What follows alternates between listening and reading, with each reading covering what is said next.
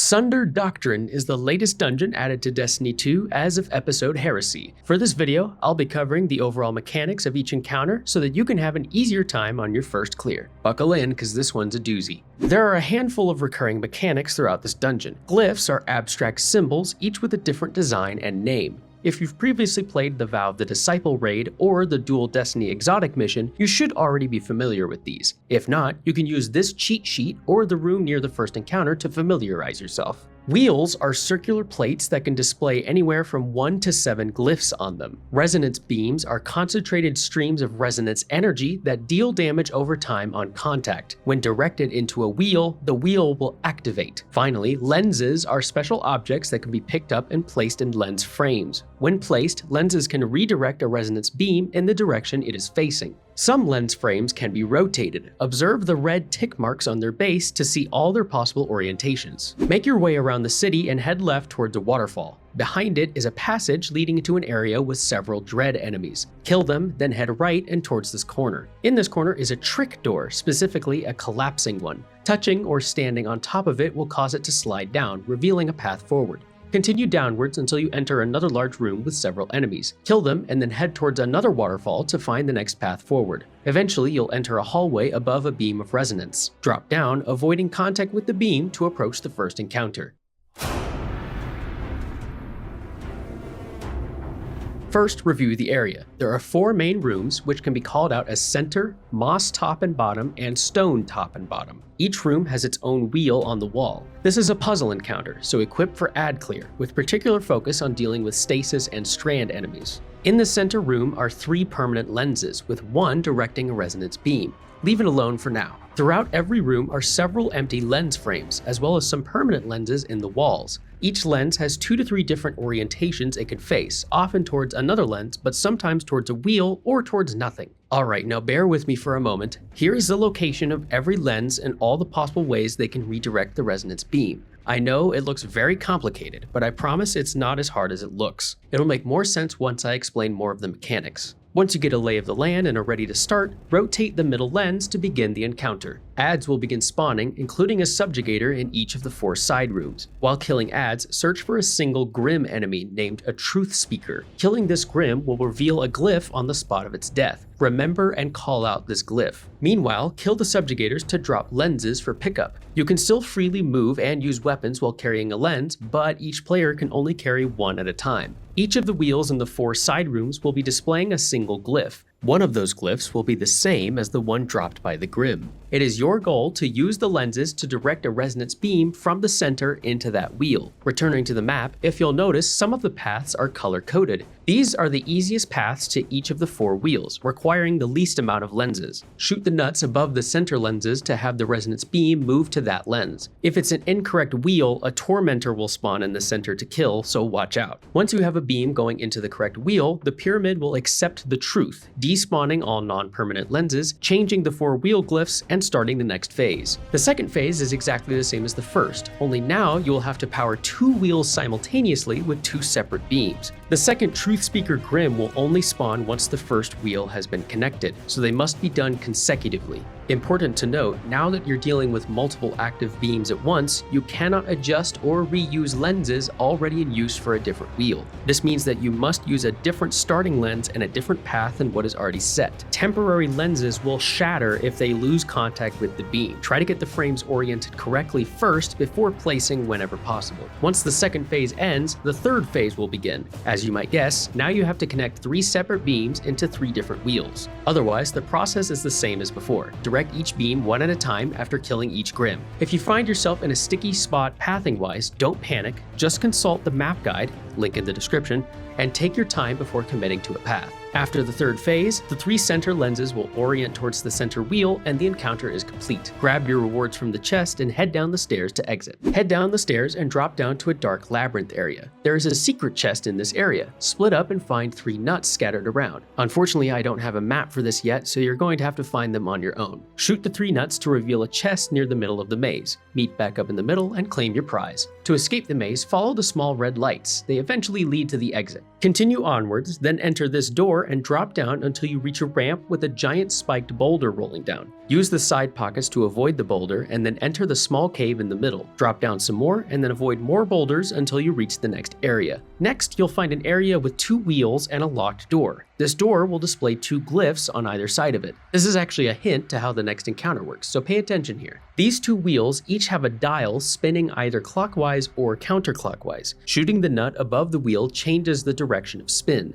Enemies at the end of the hall will drop shards of knowledge. Run into them to pick them up. You can carry a max of 3. Dunking knowledge at a wheel will change the active glyph, represented by an orange resonant glow, by however many stacks were deposited in the direction of the spinning dial. So for instance, if you need Witch Queen here, then you'll need to set the dial to spin clockwise and then dunk 3 knowledge to have it be the active glyph. Once the 2 active glyphs are the same as the ones around the door will open. Once you find a rally flag overlooking a ledge, you've now reached the area of the second encounter.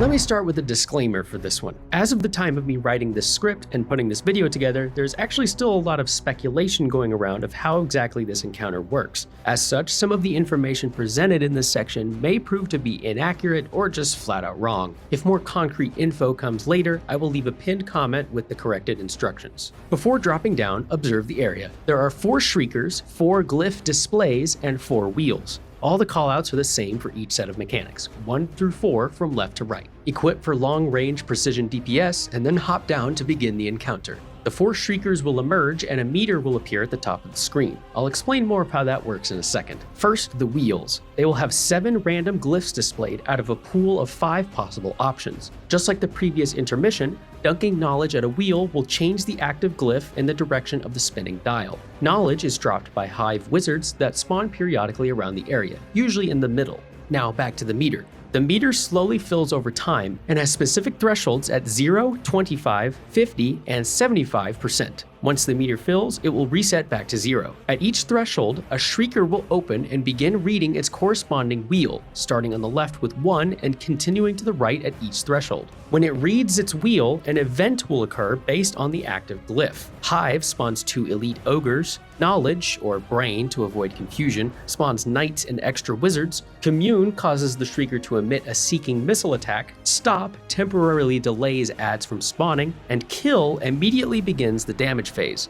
Once kill is read and the damage phase begins, the eyes will open and become vulnerable. Shoot any eye for as long as the damage phase lasts. All shriekers share the same health bar. At the same time, the active glyphs on the other wheels will also be projected on their corresponding displays during the damage phase. While the damage phase is happening, the shriekers will activate the events of their corresponding displays in order. If this all sounds weird and complicated, it's because, frankly, it is. So here's the simplified version. Adjust wheels 2, 3, and 4 so that stop is the active glyph on all of them. Then set kill as the active glyph on wheel 1. When the Lockset progression meter resets and Shrieker 1 reads wheel 1, it will read the kill glyph and begin the damage phase. Because the remaining 3 wheels are set to stop, the other 3 displays will also be stop, and thus you will have a very long and much less chaotic damage phase. Ultimately, as long as kill is the first glyph read by Shrieker 1, you will get the maximum time for damage phase.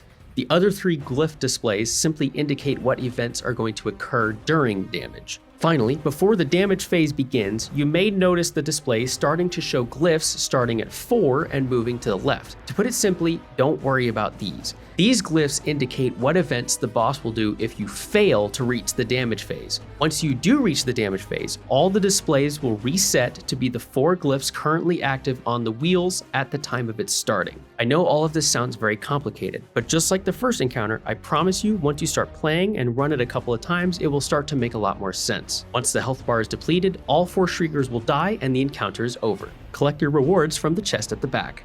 To open the door to escape, push one of the Shrieker's eyes around the middle and into the hole. If you've done overthrows in the Pale Heart, you should be familiar with this type of challenge. Once the door is open, continue onward, dropping down several stories, and then climbing up the worm carcass and through its skeleton into another area. Eventually, you will reach a large room with more lenses. A secret chest can be found in the front right corner, on top of this stuff here. Parkour up like this to claim your loot. 2 separate beams fire from openings marked with Enter and Worm. Connect them to their appropriate wheels to open the next area. Kill the enemies in the next room and then approach this door. This is another trick door, this one being a crushing one. Shoot the front of the door to slowly open it, and then quickly cross it before it closes and crushes you. Continue onward, killing more enemies and opening more doors before reaching the room for the final encounter.